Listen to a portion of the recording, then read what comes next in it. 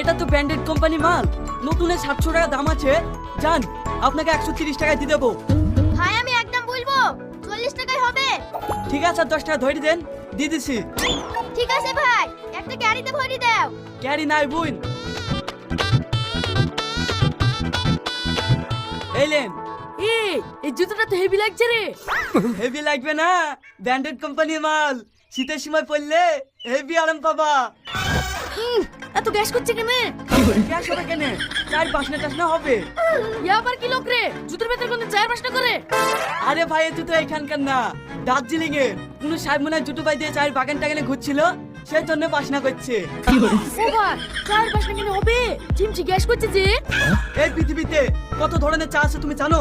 তা ঠিক, কত ধরনের চা আছে, তা ক টাকা দিতে হবে বলো? দাম তো মেলাই, 120 টাকা মতো দাও। তোমার কথা হইলো আমার কথা হইলো, 100 টাকা লেও ভাই। আর